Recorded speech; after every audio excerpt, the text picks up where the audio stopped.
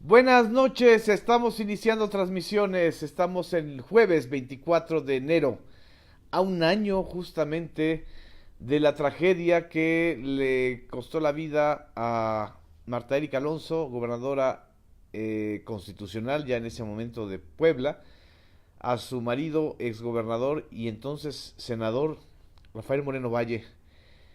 Parece que han pasado muchos meses, pero apenas han transcurrido 4 semanas. La intensidad es impresionante de los acontecimientos a nivel nacional y pues ahora ya a nivel internacional. Vamos a esperar a que se sumen más compañeros y amigas que están aquí con nosotros cada noche. Muchas gracias a Rodrigo AC, Alejandro Noriega, Carolina Bautista. Gracias a Rocío Leal. Buenas noches. Espero que esté muy bien a Francisco Sánchez desde Ecatepec, Ecaterror, a Gustavo Castaño, a Zoila Flor, Durán López, muchas gracias. Aquí tenemos a Anastasia que les va a saludar antes de que nos interrumpa la transmisión por cualquier inquietud. No, está muy inquieta, ella no quiere participar. Anastasita, vamos a saludar a todas nuestros amigos y amigas de el Facebook Live esta noche aquí en Villamil Informa. Anastasia, ¿tú qué opinas de la crisis de Venezuela? Anastasia dice que el respeto al derecho ajeno es la paz. Entre los individuos como entre los felinos, el respeto al derecho ajeno es la paz. Que se escuche fuerte y duro desde México hasta Estados Unidos. Sobre todo hoy que Mike Pompeo, pues prácticamente el secretario de Estado norteamericano, pues prácticamente está queriendo eh, comprar la voluntad ciudadana de Venezuela o de los venezolanos. El secretario de Estado dijo que a cambio de que Maduro se vaya del poder y de que se reconozca esta toma de protesta tan extraña, tan irregular, este caso tan irregular, tan heterodoxo de golpismo que el propio canciller mexicano Marcelo Ebrard mencionó el día de hoy a cambio de que se apoye a Juan Guaidó, que es el líder de la oposición venezolana o el que está identificándose como el presidente de la oposición a través de la toma de protesta de la Asamblea Nacional. A cambio de eso, 20 milloncitos de dólares ofrece el secretario de Estado norteamericano como si la dignidad de una nación se pudiera comprar. Así es, bien dicho, entre los individuos como entre los felinos, el respeto al derecho ajeno es la paz. Pero ¿qué está sucediendo? En realidad no han logrado que la mayoría de los integrantes de la Organización de Estados Americanos, con todo y el cabildeo, el poder, la presión de Estados Unidos, hayan logrado mayoría absoluta. Son 16 de los 37 integrantes de la OEA que están apoyando a Juan Guaidó. Y el día de hoy, Nicolás Maduro, en un discurso ante el Poder Judicial que se acuerpó para respaldar al presidente en funciones, a Nicolás Maduro, dijo que aceptaba la propuesta de un diálogo, de una negociación que propusieron México y Uruguay, quizá las únicas dos naciones en estos momentos de América Latina que están tomando una posición más digna, menos intervencionista frente a la crisis de Venezuela. Dice, la mejor postura de México ante la crisis de Venezuela es actualmente, sí, así es, bien o mal, Venezuela debe resolver sus problemas, así es. Me dice, me manda muchas felicitaciones por el nombramiento que todavía tiene que ser ratificado o desechado por el Senado. Muchas gracias a los amigos, amigas que nos están saludando. Les agradezco mucho su apoyo.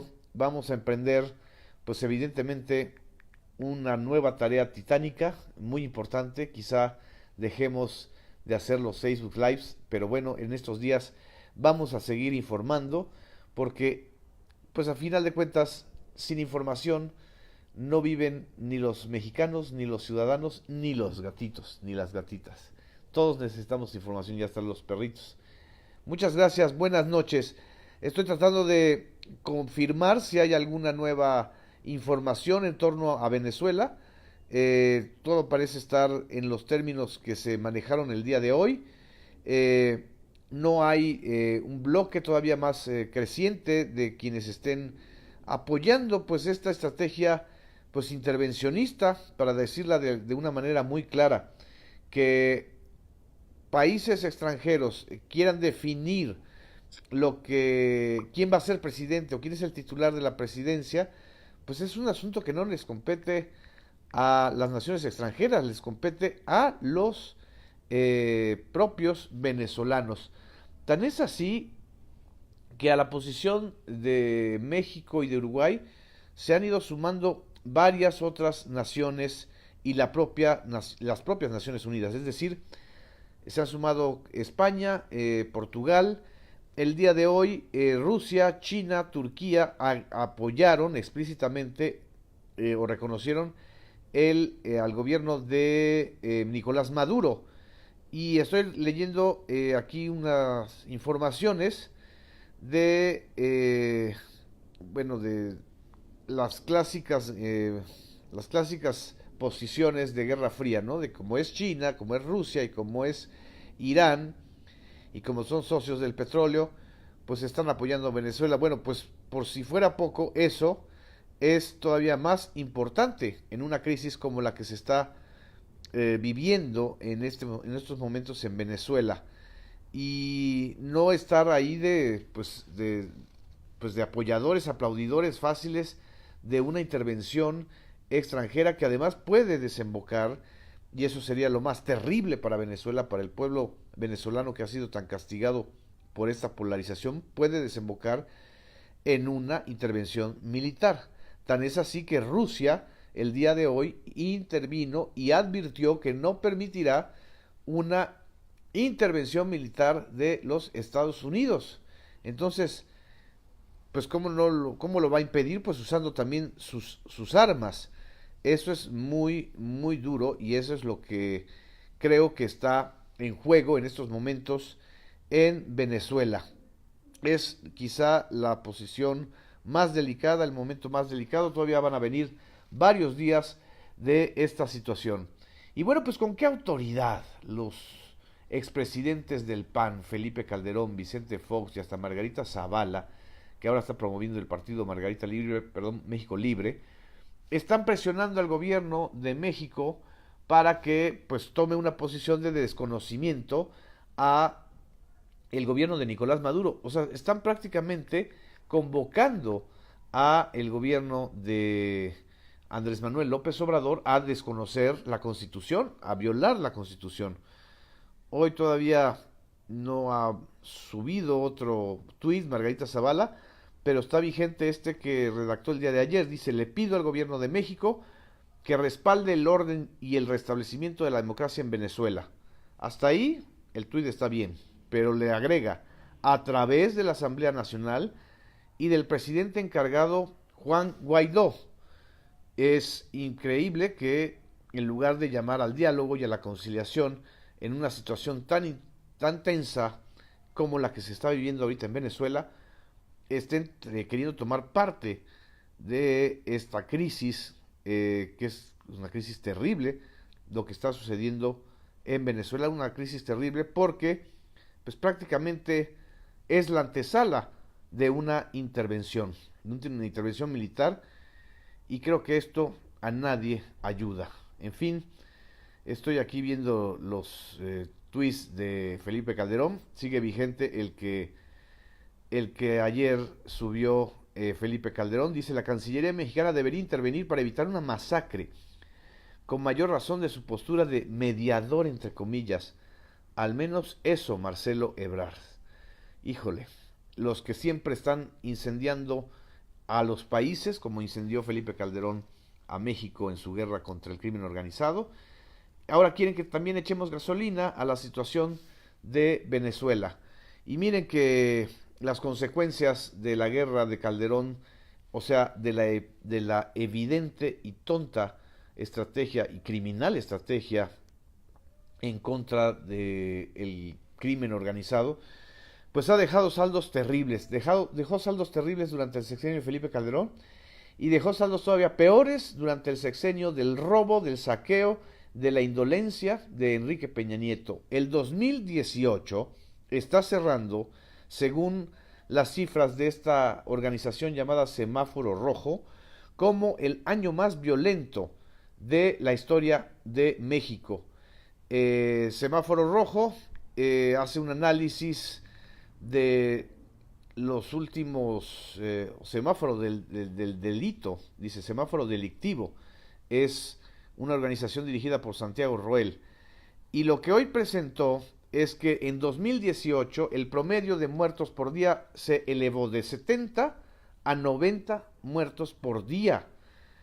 En el 2018 se registraron un total de 28.816 homicidios, la cifra más alta, 15% superior al que se registró en 2017, y ya 2017 había rebasado el número de homicidios dolosos en 2016. El informe de semáforo delictivo dice que en 24 de las 32 entidades de este país se reportaron incrementos sustanciales a los homicidios en relación con el año anterior, con el 2017. Guanajuato se incrementó 141% y eso está estrechamente relacionado, como ya habíamos analizado, con la estrategia o con la llegada del robo a combustibles de los guachicoleros.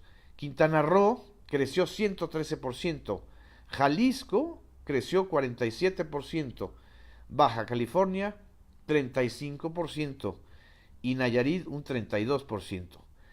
En los estados donde se registró un descenso en 2018 en relación con 2017 están Baja California Sur con el 73% menos, Sinaloa con 23% menos, Veracruz con el 20% menos, Durango 17% menos y Colima 12% menos. Otra variable que midió la organización fue la de los estados con mayores tasas de homicidio por cada 100.000 habitantes. Y en este caso el primer lugar lo tiene Colima, el pequeño estado al lado pues del enclave de la lucha entre el cártel Jalisco Nueva Generación y el cártel de Sinaloa. Es Colima con 82 homicidios por cada 100.000 habitantes. Es el estado que tiene la tasa más alta, seguida por Baja California con 78, por Guerrero con el 62, con 62 personas por 100.000 habitantes, Chihuahua con 48 y Guanajuato con 44. Los estados más pacíficos o con menores tasas son Yucatán con 2.2 homicidios por 100.000 habitantes, Aguascalientes con 5.7, Hidalgo con 6.9, Campeche con 7.4 y Coahuila con 7.6. Este es el principal problema de violencia en México y la única manera de resolver esta tragedia es regulando drogas para quitarle el negocio a las mafias, dijo Santiago Roel, director de esta organización llamada Semáforo Delictivo, que pues confirmó lo que las tendencias ya estaban señalando o mencionando desde todo el 2018. En fin, es una situación realmente muy delicada y creo que vale la pena reflexionar y que reflexionaran, ojalá y reflexionaran un poquito más los expresidentes mexicanos que metieron a este país en esta espiral de sangre, de violencia, de polarización social, de desaparecidos. Aquí no están midiendo el número de desaparecidos que hay en este país. Las cifras oficiales hablan de más de 30.000, las extraoficiales hablan de 10 veces más, es decir, 300.000 personas desaparecidas, que desgraciadamente en muchos casos ya podemos estar hablando de personas que han sido asesinadas o que han fallecido en las condiciones más extremas, inhumanas de las que podemos tener memoria. Estamos saliendo de uno de los periodos de la vida mexicana más sangrientos, más violentos, más terribles, y por eso es muy explicable la esperanza que existe ahorita en la sociedad. No retrocedamos en este asunto de la espiral de violencia Y bueno, tampoco en la espiral de corrupción. Hoy por lo menos tuvimos noticias de que el fiscal general, el doctor Alejandro Gertz Manero, informó que ya hay una investigación contra 60 exfuncionarios de la Sedesol y de la SEDATU, de la Secretaría de Desarrollo Social y de la Secretaría de Desarrollo Urbano y Territorial, que están vinculados a esta estrategia de triangulación de fondos públicos a través de las universidades o de organizaciones o de instituciones de medios públicos estatales, fíjense nada más, como desgraciadamente hasta los medios públicos o estatales o gubernamentales, porque no hay una distinción muy clara en el caso de varios estados, fungieron como lavadores del dinero y del robo. Gertz precisó que los 6 exfuncionarios que están en firme, o sea, los que están más en firme, involucrados o ya vinculados a procesos, es decir, a punto de que sean detenidos por un juez, precisó que están llevando este proceso en libertad porque de acuerdo con la ley vigente este tipo de delitos resulta que no son delitos graves. Fíjense, nada más y nada menos. Entre líneas, el subprocurador Felipe de Jesús Muñoz Vázquez reconoció que la administración de Enrique Peña Nieto recibió averiguaciones previas incompletas.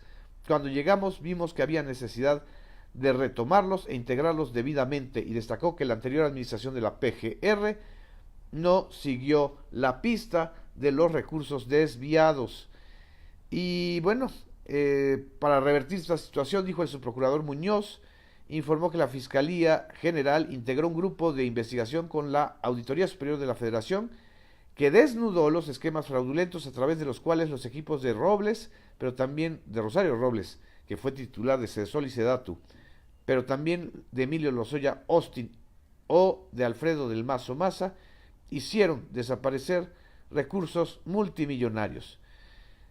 Nosotros, desde la revista Proceso, un servidor y varios, ya habíamos señalado a importantes funcionarios de la estructura de Rosario Robles. Uno de ellos fue el oficial mayor de Sedesol y Sedatu, Emilio Cebadúa, quien se desempeñó en ambas dependencias como uno de los operadores y como uno de los firmantes de los convenios con entes públicos estatales a través de los cuales se desviaron los recursos públicos. Otro de los funcionarios que está siendo investigado es Humberto René Islas Cortés en la Dirección General de Recursos Materiales, a Gustavo Rodríguez González de la Dirección de Comunicación Social, a Enrique Prado Ordóñez de la Dirección de Licitaciones y Adjudicaciones de Contratos de Bienes y Servicios, y a su amigo Ramón Sosamontes Herrera Moro, quien fungió como asesor de Rosario Robles, fue exdelegado del PRD aquí en la Ciudad de México, un hombre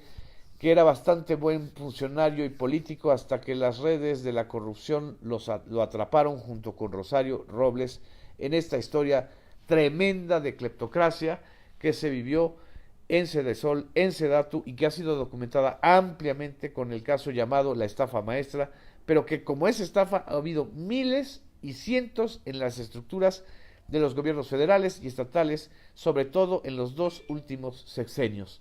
En fin, muchas gracias por sus comentarios, gracias por estar aquí con nosotros, por seguir nuestros comentarios, nuestra información, compártanla. Les agradezco mucho, que pasen muy buenas noches el día de hoy. Me preguntan que si a Rosario Robles no directamente, porque al parecer no hay firma de ella, pero bueno, políticamente la responsabilidad de la ex secretaria de Desarrollo Social y de Sedatu es inapelable. Ella fue la responsable política de esta situación tan lamentable, grotesca y terrible que se dio en la época de Enrique Peña Nieto. Muchas gracias. Les mando muchos saludos. Gracias por sus mensajes. Buenas noches.